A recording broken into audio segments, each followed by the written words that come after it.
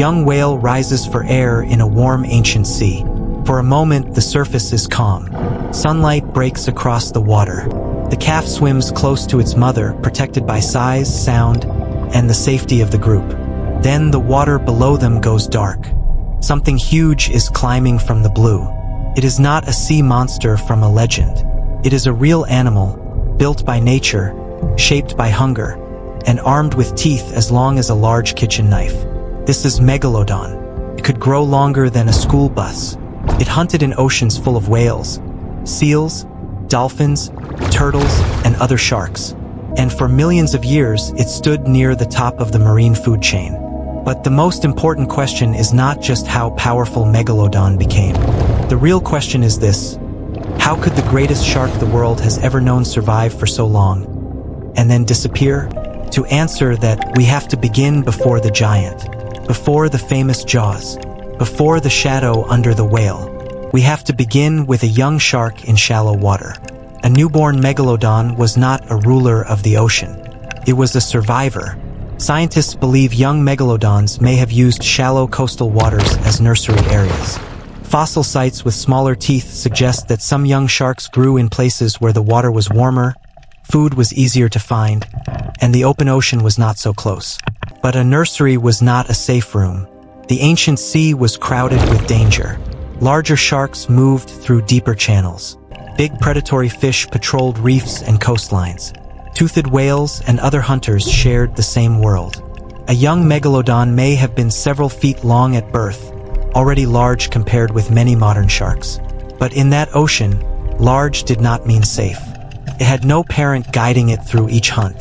Like many sharks, it was likely born ready to swim, search, bite, and flee. Instinct had to replace lessons. Movement had to replace protection. The young shark needed food fast.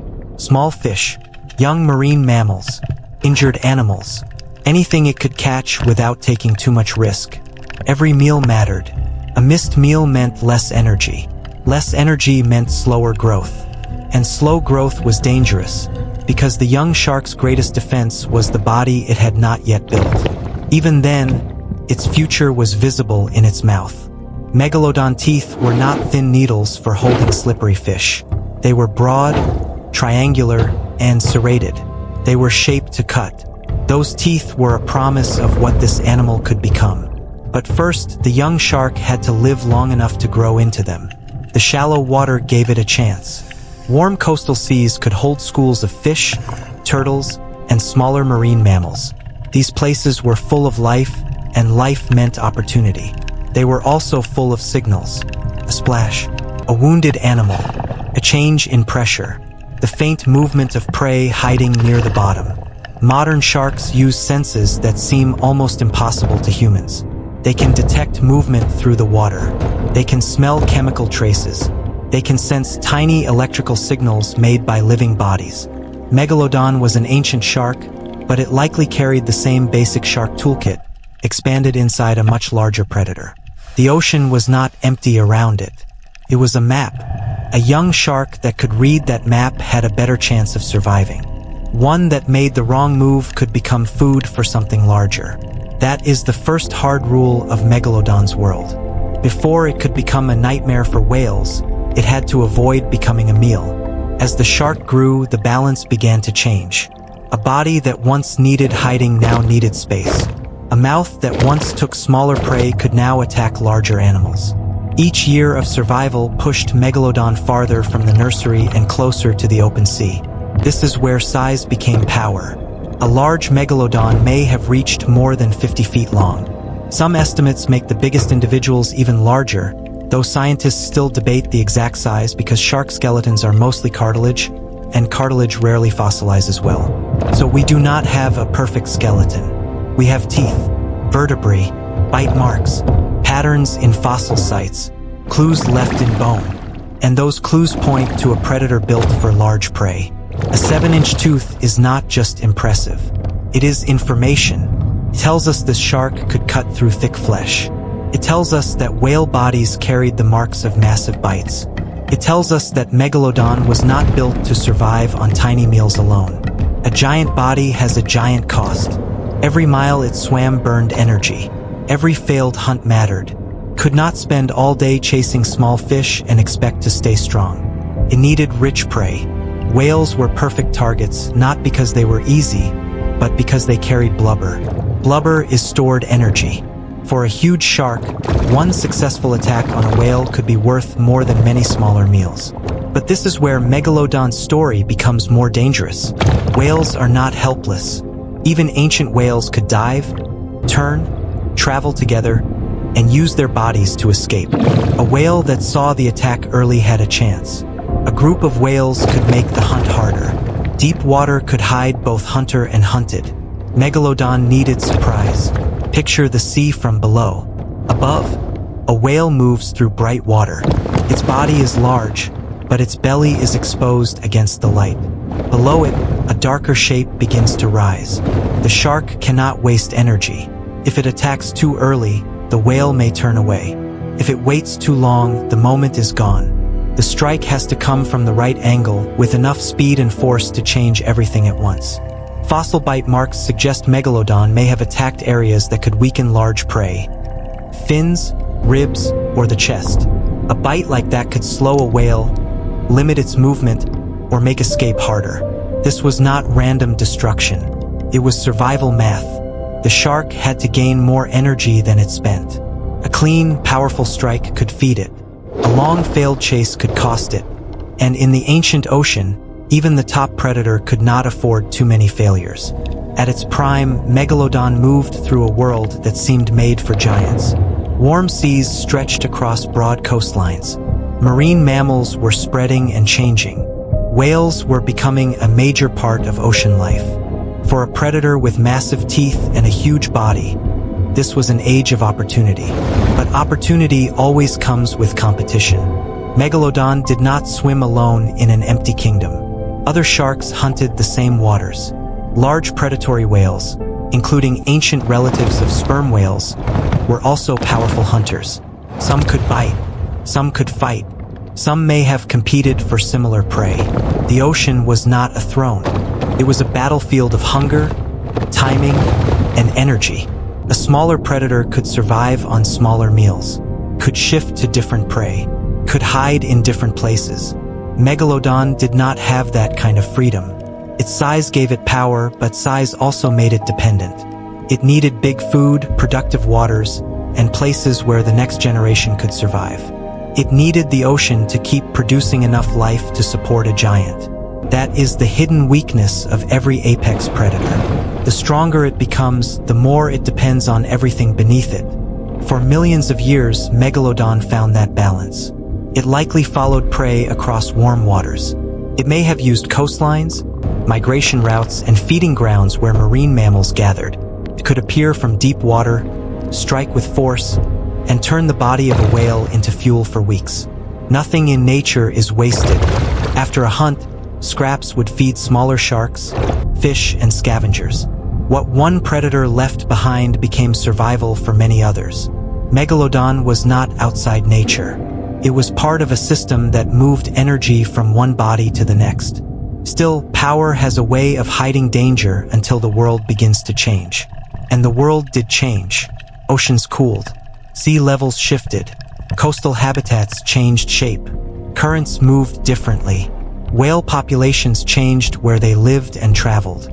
For a giant shark tied to warm seas and large prey, these changes mattered. A coastline that once held young sharks might become less useful. A nursery that once protected the next generation might lose the food that made it valuable.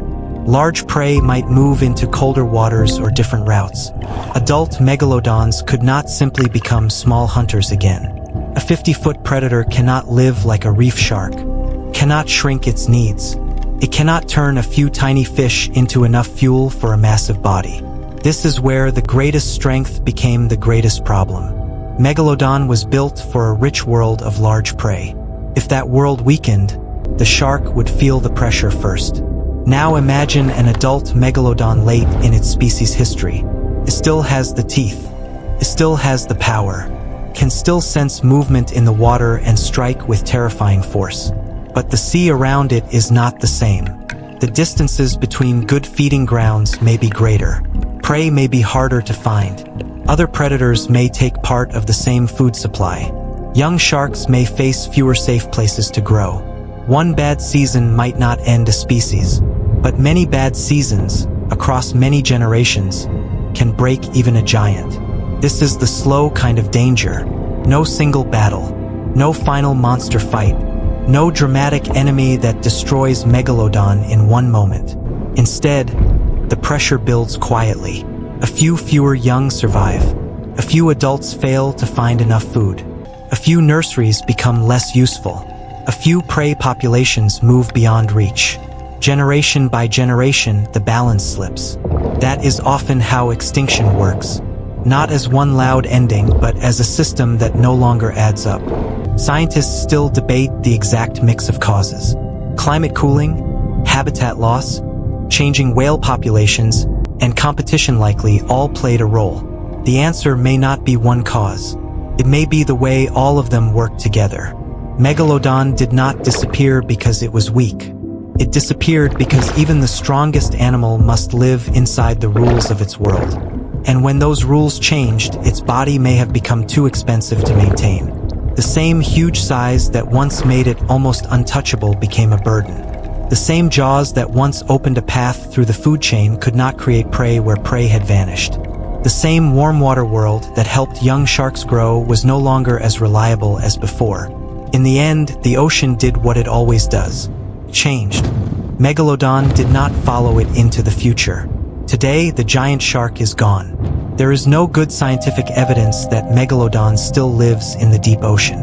The idea is exciting and it makes great stories, but the fossil record and modern science tell a different story. What remains are teeth. Some are small enough to hold in your palm. Others are so large they look almost impossible, like something made for a creature from a nightmare. But they are not fantasy. They are evidence. Each tooth is a message from an ocean that no longer exists. It tells us that a real predator once moved through warm seas, hunted whales, raised young in dangerous waters, and ruled not by magic, but by biology. That is what makes Megalodon more powerful than a legend. It was real. It was born small enough to be vulnerable. It grew through risk. It hunted because it had to.